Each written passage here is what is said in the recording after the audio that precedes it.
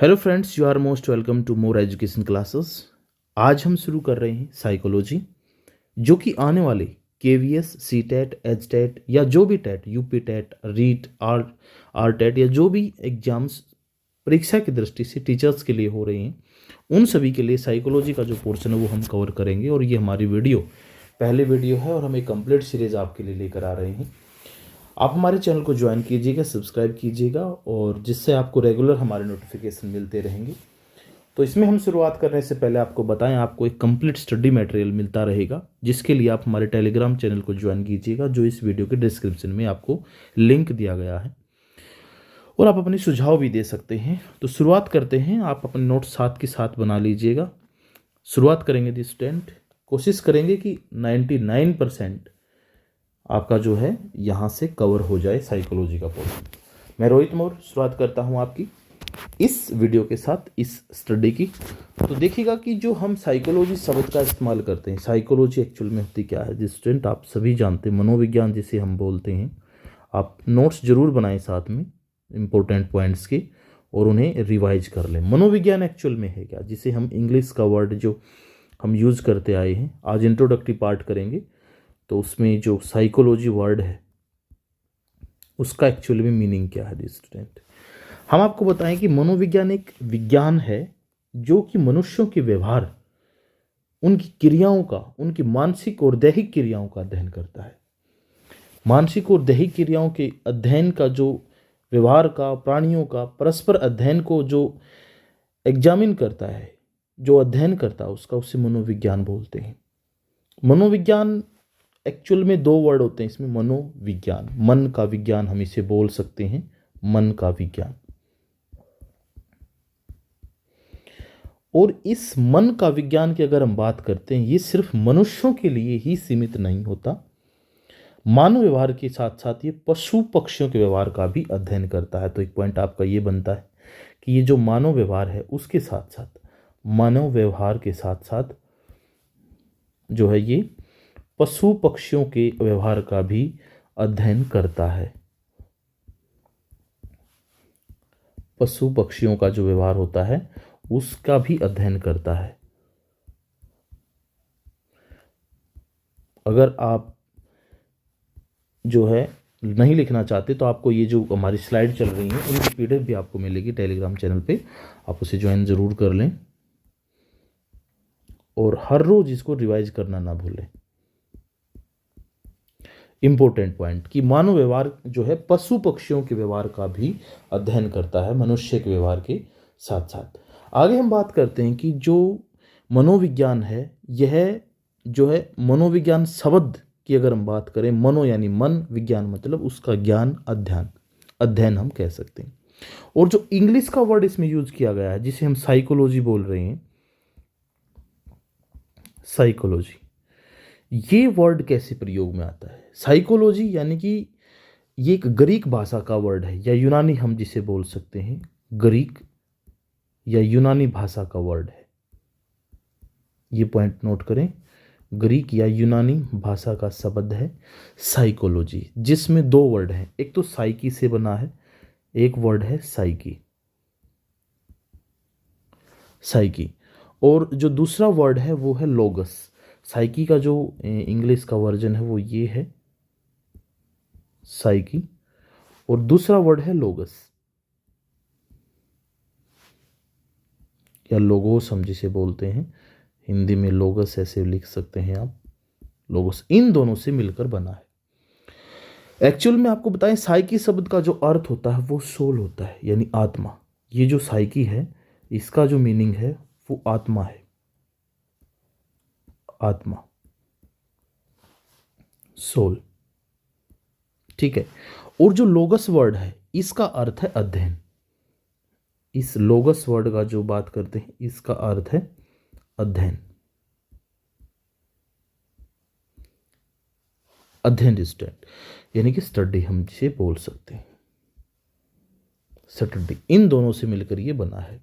तो साइकोलॉजी शब्द का अगर हम शाब्दिक अर्थ देखें अंग्रेजी माध्यम का, तो वो जो शाब्दिक अर्थ निकला वो क्या निकला स्टूडेंट, वो निकला कि ये एक आत्मा का अध्ययन है, आत्मा का ज्ञान भी हम इसे बोल सकते हैं।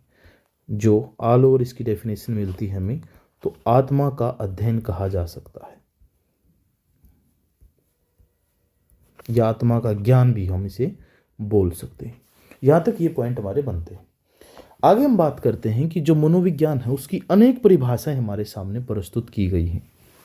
उन्हें आप मेनली जो आपको पीडीएफ मिलेगी उसमें से भी आप कर सकते हैं। जो मेन जो 3-4 परिभाषाएं हैं जो याद रखनी है आपने, लोकल लैंग्वेज में हम उनकी ट्रिक बताएंगे आपको, वैसे भी आप उन्हें याद रख सकते हैं।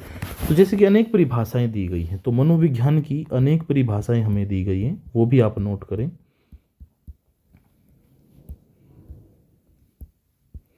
मनोविज्ञान की परिभाषाएं वो क्या क्या है, देखिए। सबसे पहले हम बात करते हैं मनोविज्ञान की पहली परिभाषा की, कि मनोविज्ञान व्यवहार का धनात्मक विज्ञान है। ये बात किसने कही? व्यवहार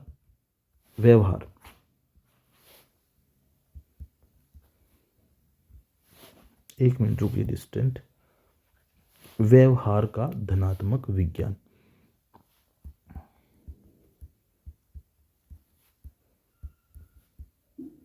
एक परिभाषा ये हमें मिली थी कि व्यवहार का धनात्मक पॉजिटिव विज्ञान। किसने कही ये बात? एक पॉजिटिव है, पॉजिटिव ये बात कही थी वाटसन ने। वाटसन इस परिभाषा के जनक हैं।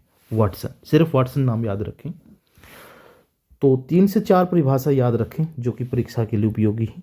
दूसरी जो परिभाषा दी गई थी वो किसके द्वारा दी गई थी?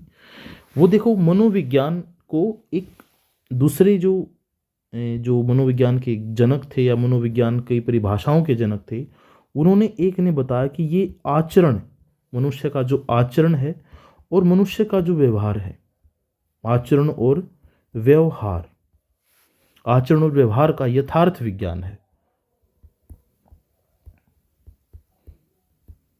इनकी मैं आपको शॉर्ट ट्रिक भी बताऊंगा कैसे आप इन्हें याद रख सकते हैं। तो ये बात कही गई थी किसके द्वारा डिस्टेंट?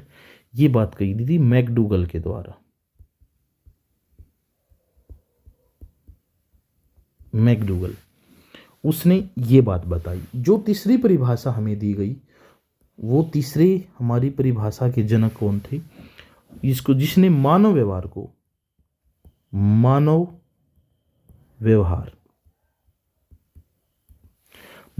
व्यवहार और मानव संबंध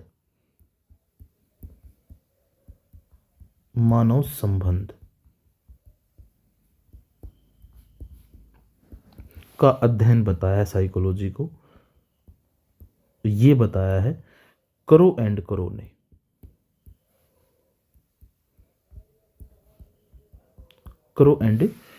ने। ये बात हमें बताई है। और चौथी परिभाषा देने वाले हैं हमारे सामने, वो हैं आपके, उनकी पहले परिभाषा यहाँ पे लिख देता हूँ कि मनोविज्ञान क्या है? ये मानव एवं पशु व्यवहार का विज्ञान है।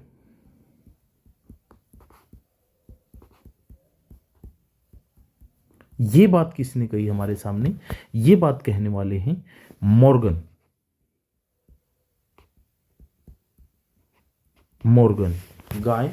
पशु गाय होती है, गाय से गन, मॉर्गन। इसी प्रकार मानव व्यवहार, मानव संबंध, मानव यानी करो, कौवा। मनुष्य जब आपस में लड़ाई करता है तो वो करो बन जाता है। तो मानव व्यवहार और मानव संबंध, 2 बातें आई हैं। तो करो एंड करो। आचरण व्यवहार, तो जो आचरण या व्यवहार आप अच्छा करते हैं, तो आप जो है कि आप अपने परिवार में, अगर आप गर्ल हैं तो आप यानी एक मैरिड हैं आप, तो आप अपने हस्बैंड को, या अगर आप हस्बैंड हैं यानी आप, तो आप अपनी वाइफ को, अपोजिट को बताने की कोशिश करते हैं। तो मैक्सिमम जो बॉयज़ होते हैं वो गर्ल्स को अच्छा दिखने का व्यवहार करते हैं। तो गर्ल से गर्ल याद रखें, मैकडूगल। आचरण व्यवहार यानी मैकडूगल। व्यवहार का धनात्मक, पॉजिटिविटी में ट वर्ड का यूज हुआ, पॉजिटिव तो वाटसन। इस प्रकार से आप याद रख सकते हैं। कुछ ना कुछ शॉर्ट ट्रिक आपको बनानी होगी। एक और बचती है हमारी, इसकी जो परिभाषा बचती है जो मेनली परीक्षा की दृष्टि से उपयोगी है, वो ये है कि मनोविज्ञान जो है वो वातावरण के संपर्क में, मैं यहाँ लिख देता हूँ, ये हमारी 5th है। वातावरण के संपर्क में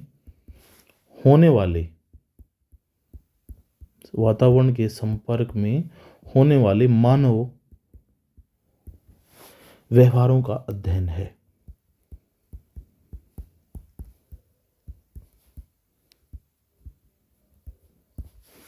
तो ये हमारी दी थी। देखो, वातावरण के संपर्क से अगर हम बात करते हैं तो ये वुडवर्थ ने हमें दी थी।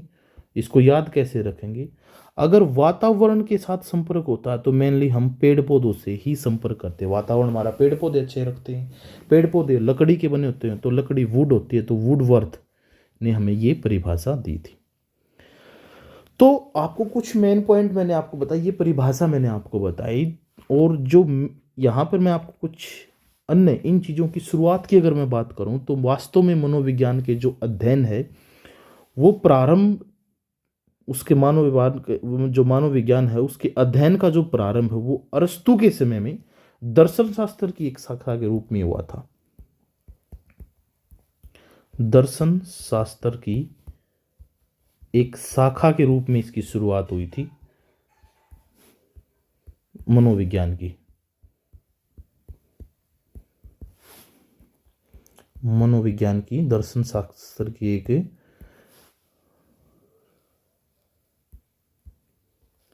शुरुआत हुई थी और ये समय था अरस्तु के समय का। अरस्तु उस टाइम की हमारी बातें हैं। मैं आपको बताऊं, मनोविज्ञान को दर्शन शास्त्र से अलग करने का जो श्रेय दिया जाता है, देखो पहले दर्शन शास्त्र का ही एक हिस्सा होती थी मनोविज्ञान अरस्तु के टाइम में, लेकिन मनोविज्ञान को दर्शन शास्त्र से जो अलग किया गया उसका श्रेय हम किसे देते हैं? मनोविज्ञान को दर्शन शास्त्र से अलग किया गया था।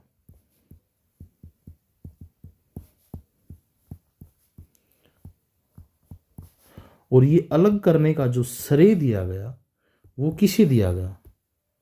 ये दिया जाता है अमेरिकी मनोवैज्ञानिक है जिनका नाम है विलियम जेम्स।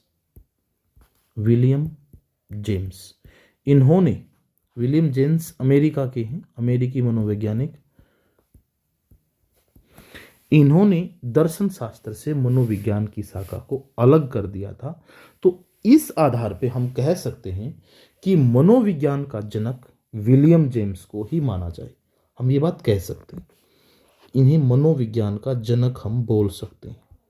ये पॉइंट नोट करें सारे के सारे, मनोविज्ञान का जनक विलियम जेम्स को हम कह सकते हैं।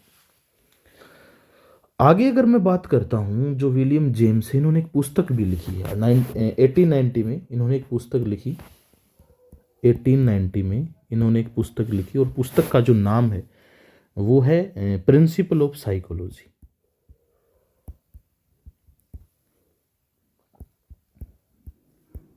प्रिंसिपल ऑफ साइकोलॉजी नाम की एक पुस्तक लिखी गई और वो लिखी गई विलियम जेम्स के द्वारा। याद रखनी ये चीज़ें जो भी मैं आपको बता रहा हूं, एक एक पॉइंट आपका क्लियर करते चलेंगे। और यही पुस्तक मनोविज्ञान की वहां से आधारशिला रखी गई और आगे मनोविज्ञान का विकास क्रमबद्ध तरीके से होता गया। तो ये थी मनोविज्ञान की सिर्फ एक परिभाषा। अब मनोविज्ञान की परिभाषा के बाद हम बात करते हैं आपके सामने मनोविज्ञान का एक क्रमबद्ध विकास हुआ। वहां से शुरुआत हुई, पुस्तक लिखी, आधारशिला रखी विलियम जेम्स ने 1890 में। उसके बाद इस मनोविज्ञान का क्रमबद्ध विकास होना शुरू हो गया। तो यहां से हम पॉइंट बनाते हैं हमारा मनोविज्ञान का क्रमबद्ध विकास।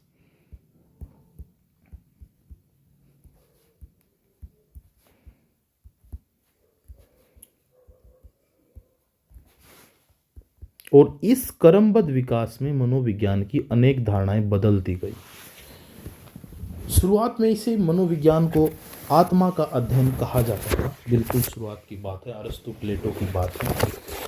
मैं इसको सबसे पहले ही अगर मैं बताऊं आपको, सबसे पहली जो स्थिति थी उसमें इसको आत्मा का विज्ञान कहा जाता था। आत्मा का विज्ञान। अब सिचुएशन ये किसने स्वीकार किया था कि ये आत्मा का विज्ञान है, साइंस ऑफ सोल कहेंगे। ये किसने स्वीकार की? ये स्वीकार करने वाले थे प्लेटो थे एक तो, दूसरे अरस्तु थे, और जो तीसरे थे वो थे डेकार्टे। ये 3 ऐसे मनोवैज्ञानिक थे जिन्होंने कहा कि हाँ, साइकोलॉजी मनोविज्ञान का अध्ययन है। साइकोलॉजी शब्द का शाब्दिक अर्थ भी आत्मा के अध्ययन से ओर इंगित करता है, इसीलिए इन्होंने माना कि यह आत्मा का विज्ञान है। और यह परिभाषा 16वीं शताब्दी तक प्रचलित रही। ये जो आत्मा का विज्ञान की जो परिभाषा थी, ये 16वीं शताब्दी तक प्रचलित रही। परंतु धीरे धीरे समय बीतता गया और लोगों का मानसिक विकास होता गया। उसी श्रेणी में मनोवैज्ञानिक या दार्शनिक ये सोचने लगे कि आत्मा की न तो स्पष्ट व्याख्या की जा सकती, ना ही उसके हम किसी स्वरूप को प्रकट कर सकते, ना ही हम उसका रंग बता सकते हैं, ना ही हम उसका आकार बता सकते हैं, ना ही हम उसकी स्थिति बता सकते हैं। इसके अध्ययन करने की विधियों को स्पष्ट करने में वो असफल रही। तो ये परिभाषा या ये धारणा धीरे धीरे अमान्य हो गई। तो हम कह सकते हैं कि मनोविज्ञान की जो आत्मा का अध्ययन है, वो जो परिभाषा थी, वो जो धारणा थी, वो सिर्फ 16वीं शताब्दी तक ही चली। इसके बाद मनोविज्ञान की दूसरी जो कड़ी आती है, आत्मा के विज्ञान के बाद इसे क्या नाम दिया गया? इसे मन का विज्ञान कहा जाने लगा। मन, या जिसे हम मस्तिष्क भी बोल सकते हैं। मन या मस्तिष्क का विज्ञान के तौर पे ये हमारे सामने प्रस्तुत हुई। आपको बताएं कि मनोविज्ञान आत्मा के विज्ञान के रूप में मनोविज्ञान की जो परिभाषा स्वीकृत हुई थी, वो हो जाने के बाद 16वीं शताब्दी में वो थी, ये 17वीं शताब्दी में थी। वो हो जाने के बाद दार्शनिकों ने सोचा कि इसे मन का विज्ञान मान लेते हैं, साइंस ऑफ माइंड मान लेते हैं। और इस थ्योरी को मानने वाले दार्शनिक कौन कौन थे, या वो साइकोलॉजिस्ट या फिर हम मनोवैज्ञानिक जिन्हें हम कहेंगे, वो कौन कौन थे? वो थे पोम्पोनाजी। मैं यहां लिख रहा हूं,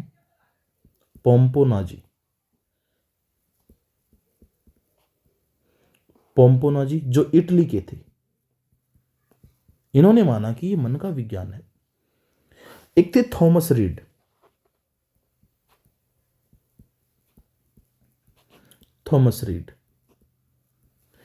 इन्होंने माना, और फिर बाद में आए लोग थे, लोक और बर्कली, ये दो, लोक और बर्कली। इन्होंने माना कि मन या मस्तिष्क की विज्ञान ही साइकोलॉजी है। और ये धारणा 17वीं शताब्दी में चली थी।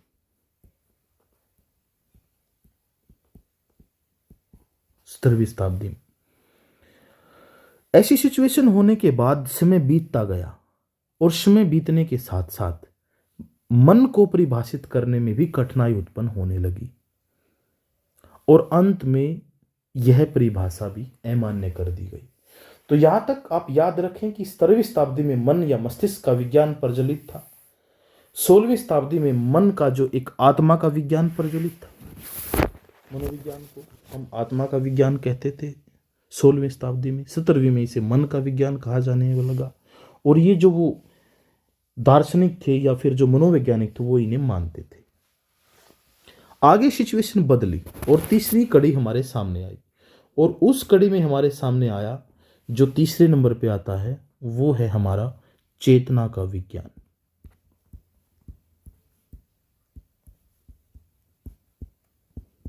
और जो ये चेतना का विज्ञान है, साइंस ऑफ कॉन्शियसनेस जिसे हम बोल सकते हैं, ये हमारे सामने आया। 18वीं शताब्दी में किसी ने कोई ध्यान नहीं दिया, सिर्फ विलियम जेम्स अमेरिका में ये चीज़ें करते रहे, मनोविज्ञान की परिभाषाएं देते रहे, उनमें बुक्स लिखते रहे।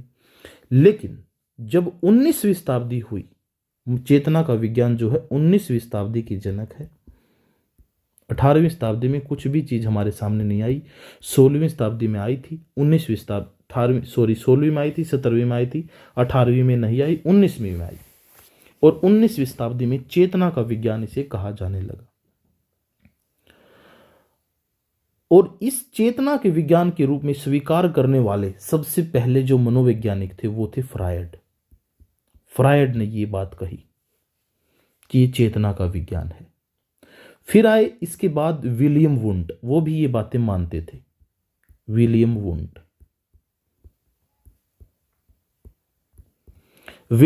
के साथ साथ विलियम जेम्स तो ये बात मानने लगे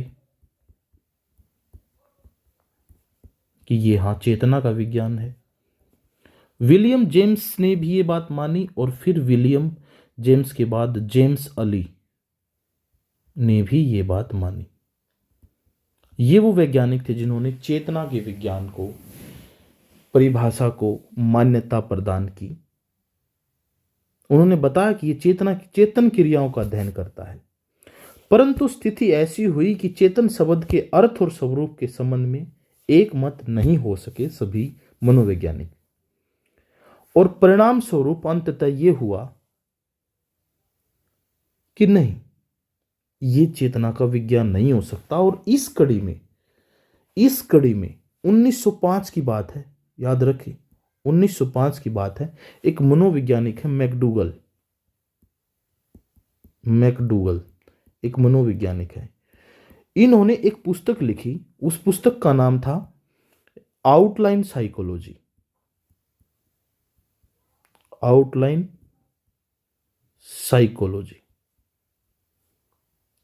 और इस पुस्तक के पृष्ठ नंबर 16 पे इसने उल्लेख किया कि चेतना को एक बुरा शब्द है और चेतना के बारे में हम सारी चीजें क्लियर नहीं कर सकते। तो ये आलोचना इसने की अपनी पुस्तक में आउटलाइन साइकोलॉजी में, जिसकी वजह से चेतना के विज्ञान की जो परिभाषा थी, जिसकी अवधारणा थी, वो अवधारणा भी अमान्य हो गई।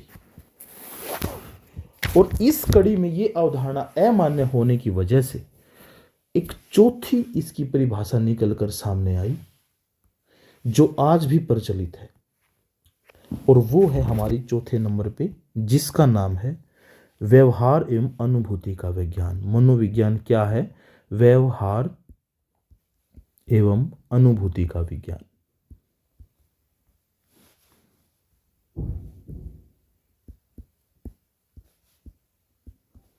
और जब ये परिभाषा हमारे सामने आई तो इस चीज को, ये आई कब थी? ये 20वीं शताब्दी में आई, क्योंकि 1905 में तो मैकडूगल ने आलोचना की थी चेतना के विज्ञान की। तब 20वीं शताब्दी में 1905 में जो है उन्होंने आलोचना की थी मैकडूगल ने। 1905 में आउटलाइन साइकोलॉजी नाम की उनकी पुस्तक थी, उसमें उन्होंने साइकोलॉजी के बारे में कि भाई ये चेतना का विज्ञान है, उसकी आलोचना की। तब ये 20वीं शताब्दी में 1905 के बाद ये चीज़ें हमारे सामने आई कि इसे हम व्यवहार एवं अनुभूति का विज्ञान कहेंगे। और इस चीज़ को मानने वाले जो महत्वपूर्ण वैज्ञानिक कहें या मनोवैज्ञानिक कहें, वो थे वाटसन के बाद मैकडूगल ने तो उसकी आलोचना की थी, और मैकडूगल ने इस बात का समर्थन किया कि हाँ, ये व्यवहार एवं अनुभूति का विज्ञान हो सकता है। फिर स्किनर भी इस चीज के समर्थन में आ गए। स्किनर के बाद वुडवर्थ ने भी इस बात का समर्थन किया। इन वैज्ञानिकों ने इस चीज का समर्थन किया कि हाँ, ये मानव व्यवहार के विज्ञान को हम मनोविज्ञान कहेंगे और उसका अध्ययन करेंगे। और वर्तमान समय में मनोविज्ञान की इस परिभाषा को ही सर्वमान्य परिभाषा के रूप में स्वीकार किया गया है। आपको बताएं डियर स्टूडेंट, ये हमारे 4 नाम हमारे सामने आए थे। पहला था हमारा आत्मा का विज्ञान, इसे हम कहने लगे। ये भाषा 16वीं शताब्दी में थी कि भाई ये परिभाषा, ये अवधारणा 16वीं शताब्दी में थी। फिर हम इसे कहने लगे मन का विज्ञान, और ये परिभाषा 17वीं शताब्दी में प्रचलित रही। फिर हम इसे कहने लगे चेतना का विज्ञान,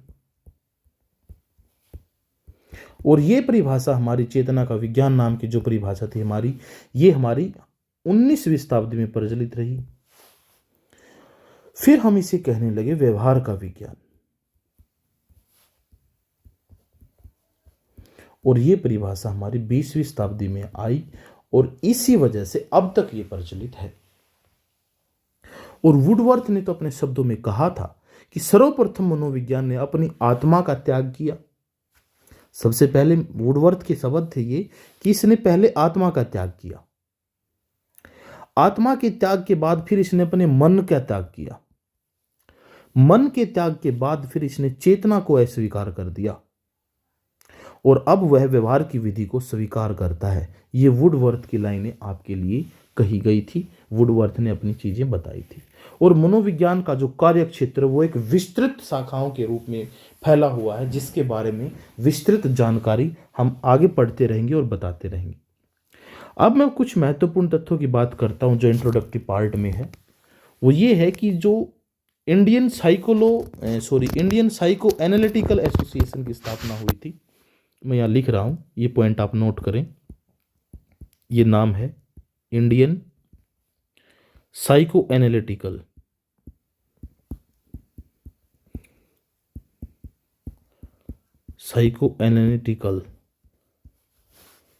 एसोसिएशन।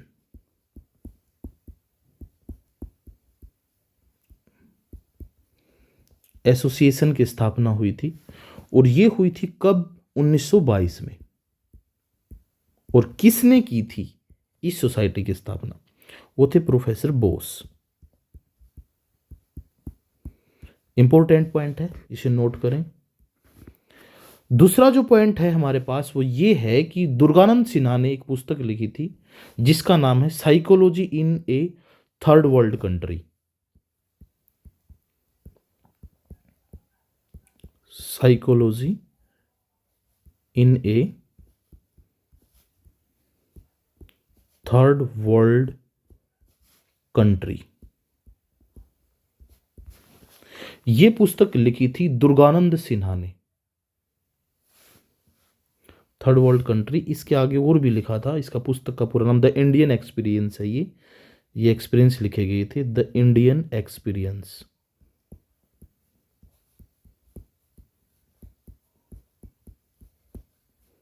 इस पुस्तक का पूरा नाम है और ये 1986 में प्रकाशित हुई थी और इसके जो राइटर थे वो थे दुर्गानंद सिन्हा।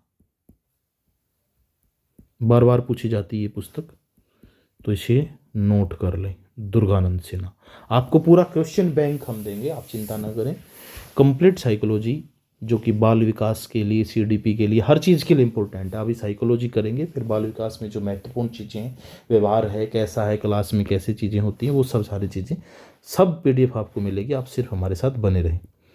आगे हम बात करते हैं भारत में जो सामाजिक विज्ञान के रूप में 4 चरणों में जो है आधुनिक मनोविज्ञान के इतिहास को खोजा जाता है, ये हम डिस्कस करेंगे आगे चलकर। और मनोविज्ञान के जो जनक हैं वो विलियम जेम्स हैं, लेकिन आदि जनक किन्हें कहा जाता है? कुछ पॉइंट में नेक्स्ट स्लाइड पे लिखता हूं। मनोविज्ञान के आदि जनक, ये पॉइंट इंपॉर्टेंट है। मनोविज्ञान के आदि जनक कौन है? वो है अरस्तु, क्योंकि उन्होंने दर्शन शास्त्र की एक शाखा के रूप में इसे माना है। और जो मनोविज्ञान के आदि जनक अरस्तु हैं, आधुनिक मनोविज्ञान के जनक कौन है? जिन्होंने दर्शन शास्त्र से मनोविज्ञान को अलग किया था। आधुनिक मनोविज्ञान के जनक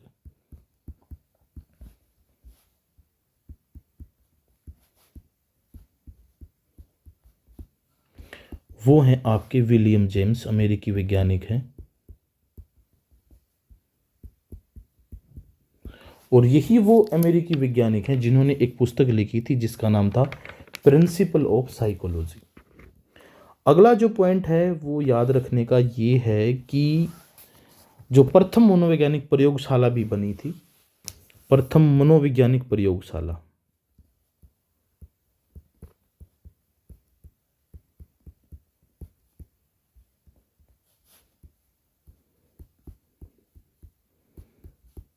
ये जो प्रयोगशाला बनी थी ये कहाँ बनी थी? ये बनी थी लिपजिंग के अंदर।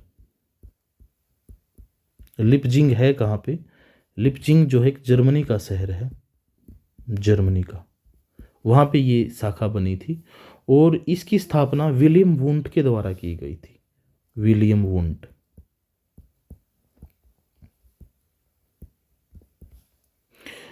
अठारह के अंदर इसकी स्थापना विलियम वुंट ने की थी। फिर अमेरिकन मनोवैज्ञानिक संघ की स्थापना हुई। अमेरिकन मनोवैज्ञानिक संघ,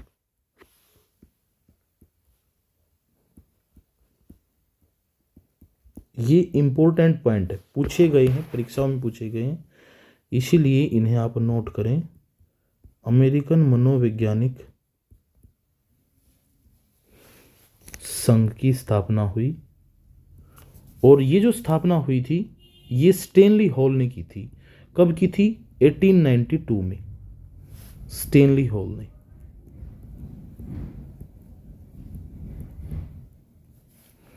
इसकी स्थापना की थी। और कुछ तथ्य हैं जो इंपॉर्टेंट हैं, वो ये हैं कि डियर स्टूडेंट 1892 में ही संरचनावाद, जो संरचनावाद है वो उसका विकास हुआ था, संरचनावाद का 1892 में। और फिर प्रकार्यवाद का हुआ, प्रकार्यवाद, इसका विकास हुआ 1895 में। और फिर व्यवहारवाद,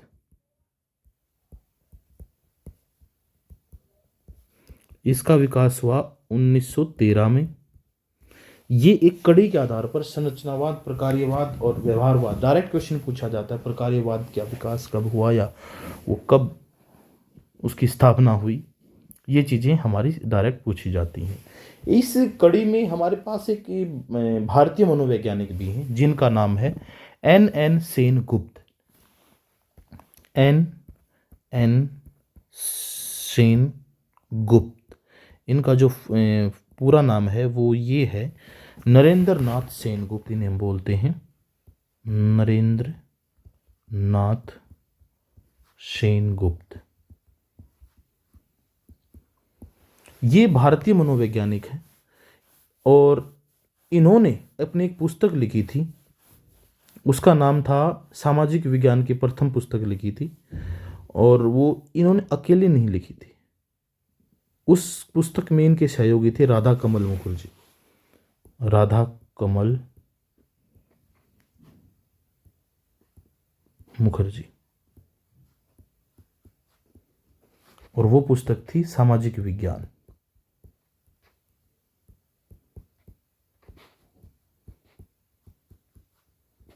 ये पुस्तक लिखी थी, इंपॉर्टेंट पॉइंट है, इसे आप याद रखें। भारत में भी पहली मनोविज्ञान प्रयोगशाला स्थापित की गई थी और वो जो भारत की जो पहली मनोवैज्ञानिक प्रयोगशाला थी उसकी स्थापना कोलकाता के अंदर हुई थी। स्थापना कोलकाता में हुई थी और इसकी स्थापना 1916 के अंदर की गई थी, 1916 में भारत में। और इसका नेतृत्व भी एन गुप्त ने किया था। तो ये कुछ महत्वपूर्ण पॉइंट हैं जो आपको याद रखने हैं, जिन्हें आप परीक्षा की दृष्टि से महत्वपूर्ण मान सकते हैं और हैं भी, आए हुए क्वेश्चन से यहाँ से क्वेश्चंस पूछे गए। तो ये था इंट्रोडक्टरी पार्ट। जो नेक्स्ट क्लास हमारी रहेगी, दूसरी क्लास, आज की पहली वीडियो है। आप अगर कुछ सुझाव देना चाहते हैं तो आप कमेंट कीजिएगा। कल से हम शुरुआत करेंगे इंट्रोडक्टरी पार्ट के बाद। सबसे पहला बाल विकास का, बाल विकास के चरण, चाइल्ड डेवलपमेंट को हम, जिसमें वृद्धि विकास की संकल्पना, विकास के विभिन्न आयाम, सिद्धांत, विकास को परिभाषित या प्रभावित करने वाले कारक और विशेष रूप से जो परिवार और विद्यालय हैं उनके संदर्भ में, और जो अधिगम है उनसे उनका क्या संबंध है, वंशानुक्रम या वातावरण अपनी क्या भूमिका निभाता है, इसमें हम आगे करते रहेंगे।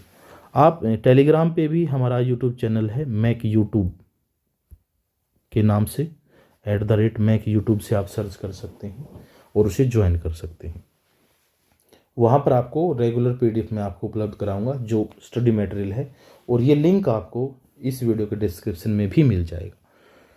उम्मीद करता हूँ आप हमारे साथ बने रहेंगे, और जैसे भी आपको वीडियो लगे आप कमेंट बॉक्स में ज़रूर बताइएगा। हमारे चैनल को सब्सक्राइब कीजिएगा, शेयर कीजिएगा, ताकि सभी दोस्त इसे ज्वाइन कर सकें। हम कंप्लीट KVS CTET एचटेट जितने भी जो स्टेट टेट होते हैं उन सभी के लिए भी ये जो हमारी सीरीज रहेगी वो परीक्षा उपयोगी रहेगी। धन्यवाद साथियों।